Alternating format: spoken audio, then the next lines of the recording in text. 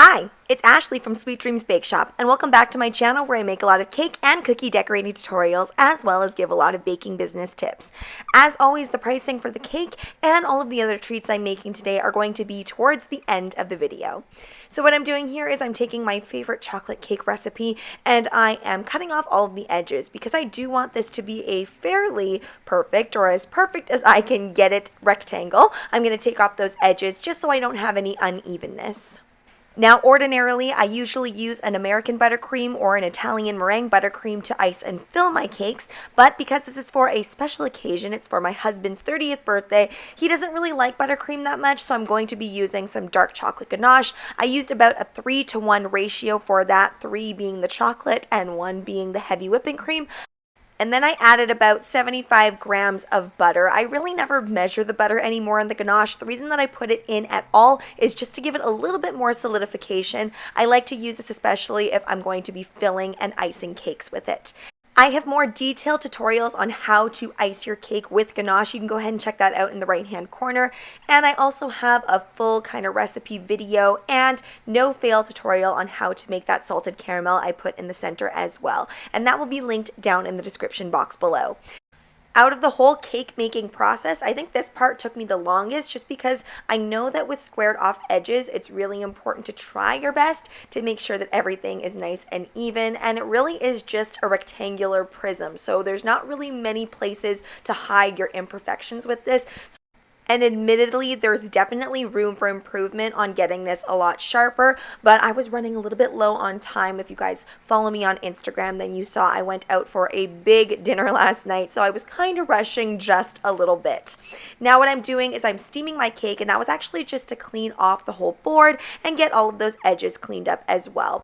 Now I'm using my favorite satin ice fondant in black. I always buy this pre-dyed because it really is quite a project to dye buttercream black. Even with fondant, which does do a pretty good job, it's still a lot of dust particles everywhere, and my countertop really doesn't do well with blacks and reds and things like that. So I try my best to pre-purchase it like this. Now I will say that using the paneling technique would probably give me sharper edges. Sometimes I do it, sometimes I don't. It really is based on my feeling, and my feeling on this day was I need to go a little bit faster, and that's the technique that I'm more comfortable with. So I just really had to make sure that I was careful with kind of laying that fondant nice and flat and then pressing it up against that edge. And then I am going to go in and take my fondant smoothers here to try and get back that edge as best as I possibly can. I really want to try out that gadget called the Fondant Edge Smoother, I believe it's called, or something along those lines. I know that you can utilize it for rounded cakes as well, but I definitely feel like it would be a very, very good thing to have for a squared off edge cake, especially for someone like me. So after several minutes of trying to get that nice and smooth, finally now I'm putting those indentations in, and I'm just using a big scraper here to do that because I can get a solid line fairly straight, fairly easily. And this is to represent that top of the coffin or the box of the Squid Games. With all that shifting around, some of my chocolate ganache is showing again, so I'm just going to give this a really good steam one more time, really clean up those edges, not being too picky because I know I am going to be covering up this board. It's not the prettiest board, so I definitely will need to put something on there. Now I am going to put the iconic pink ribbon on top, and I'm just taking a little bit of this super, super hot pink fondant that I already had and mixing it in with some white and then getting that nice and thin, and then I'm taking my pastry cutter there. If you don't have one, by the way, highly recommend it, especially if you struggle with cutting perfect lines at all times, which I do, so I do need little tools like this. And then I'm just placing it on after I've steamed my cake so it's nice and tacky. Don't have to worry about any edible glue or anything like that. I can just place this directly on and cutting off the excess with my X-Acto knife. So I actually did this bow a couple of times before I was satisfied. The tails of the bow were really easy and super simple to make. You just take your pieces of fondant, make sure that they're cut straight across because that's the way that it looks like in the movie, and then give the top part just a little pinch. And then go ahead and steam your cake. Now a series of events happened that actually led me to make this the next day, and I took off that bow, didn't really like it, and I also chopped down part of the fondant pieces that were left behind just so this can lay fairly flat. Now what I changed was I made this a little less boxy because when I look at the picture, it's a little bit more rounded. So I am trying to round it out underneath there, and I did make a few more folds as well because when I look at the picture, it does look like the bow has a few more folds. Ordinarily, I would actually do this in one solid piece. This time around, I decided to do it in two pieces, and then I'm just going to take a little thin strip of fondant to cover up any of that messiness in the middle. It is a little bit trickier to do that way because then you get a few more imperfections showing, but you can tuck things in and smooth things out. Now I'm going to decorate the actual board itself. You might be wondering why I didn't decorate the whole board first and then lay the cake on. I just find I want to use a little bit less fondant, and it's going to make it a little bit easier for me to lay this down perfectly without things getting all messy with that chocolate ganache. So I'm just taking some of this shimmery fondant, and it is a little bit of a different texture, I must say. This is the Sparkle Fondant by Satin Ice. It has a little bit of a gummier texture, so it's a little bit harder to work with, but all good. I steamed that board and then I placed all of those squares on, and now I'm just kind of imprinting it with the shapes that are shown throughout the movie. So we're going for the star, circle, triangle, and square. And since this is a 30th birthday cake, I put Jordan's 20s on there. I suppose you could do this for any decade though, really. You could put 20s, 30s, 40s, whatever you want. Let me know down in the comments below if you've seen the whole Squid Game series and if you liked it. I actually really enjoyed it, but one of the things that really caught my attention was how colorful it was for such a dark movie. And I'm sure that was done purposefully, but it really inspired me to make a cake like this. And I've made a few box cakes before, but I definitely don't think I've ever made a coffin cake. And this one is versatile enough to be for anybody that enjoys the series. Moving along to the next treat, we are going to make the Dalgona. Now, luckily, I didn't have to go out and purchase anything extra for this. I had all of the cookie cutters already. I know that my umbrella doesn't have a hook, so that's the only thing that's actually missing. Now, this is my first time making Dalgona like this. I have made sponge toffees before, which seem pretty similar. It basically is sugar and a little bit of baking soda. Now, because we're using such a small amount at a time, in this ladle, I'm going to be really, really careful. Now, I want to show you what this kind of looks like step by step if you guys want to make this. I think it worked out fairly well for me the first time. I have worked with candy and sugar quite a bit, so if you haven't done that before, just be really, really careful that you don't overheat the mixture because you don't want it super burnt.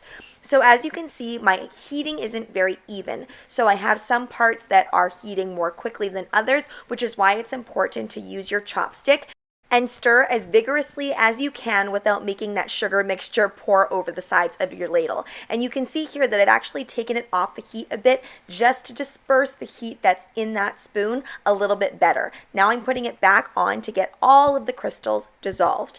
And I'm not holding it super, super close, just a little bit. I've turned off the heat, adding in just a dash of baking soda, just a little bit, and then it's frothing up. If you add too much, it'll froth way up and it'll go over the edges of your ladle. And also it just won't be the right texture for your Dalgona. Then I'm pouring it onto a nonstick mat here. You can do this with parchment if you don't have a nonstick mat. Now what I should have done is I should have poured this way faster. I hemmed and hawed way too much. And if you do that with candy, it tends to harden and it won't work as well. Now I did dip the back of that cup with a little bit of shortening on the back. This is so that I don't get any sticking.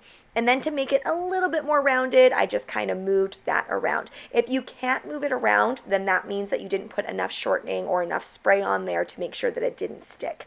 Or it just might mean that you need to let it set for a second. But with candy making, it happens very quickly. Like that, when I pressed in my cookie cutter, it actually didn't press all the way in because I waited too long. So again, this is about being quick and making sure that everything is on the ready. Now I did this a few more times. One of the things that I changed up on the second time around was I made sure I had a pot of boiling water at all times. That way I didn't have to constantly keep cleaning out my ladle. I could just dip it in the hot water and then be ready to go for the next one. And here are my finished Dalgona. They're not super perfect, but we just want to play the game. So I think they're pretty good for our purposes. Now moving along to my final little treat here. And I pretty much just took everything I already had and started putting getting these signs all over them, the Squid Game signs, which are fairly simplistic. They're just a circle and a triangle and a square. So I had some macarons already made, and these were previously frozen. I just let them thaw for about 30 minutes, and then I painted that on with some edible paint. And you could totally do this with sugar cookies or whatever else that you have on hand. Now let's get into the pricing of all of these treats. These are pretty straightforward. For the cake itself, it would be a custom order only, and it would be $160 Canadian. For the macarons, this would also be a custom order only at $2.50 Canadian each, with a minimum of 40 in that order. And for the Dalgona, it's such a novelty piece that I would probably only do this if I had a storefront. Win. Oh, I'm for sure gonna win. Are you kidding? This is so easy. Yours is very thin. You've got to scrape it. Oh! The inside of a crunchy bar? Yeah. Yeah. That's exactly it. What is this type of It's candy? a sponge topping. Ah! My husband is dead. It was really, really nice knowing you. I'll take care of I it. got greedy. I don't know why I thought I could get that done. Yay, we get Alive to win. and thriving. Dead. I wonder what it tastes like. Dead. He's way too excited about that. Well, that's a Yeah. perfect night. Whoa. It tastes like the inside of a crunchy candy. Why is this so good? Happy birthday, dear Jordan. Happy birthday to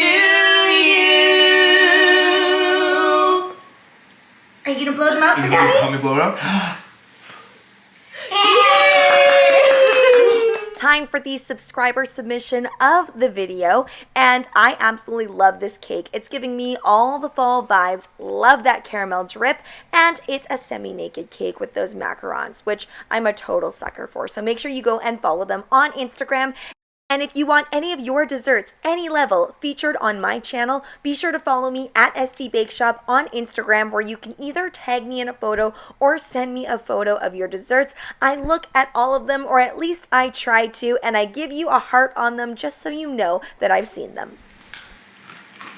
Oh, Thanks so much for watching, guys. Don't forget to like, share, and subscribe so you can be part of the Sweetie fam. Right now, I'm uploading weekly, so make sure you hit that notification bell so you know when I upload. Also, be sure to comment, request, or ask a question. I love hearing from you guys. Bye. Bye. Say bye-bye. Bye-bye.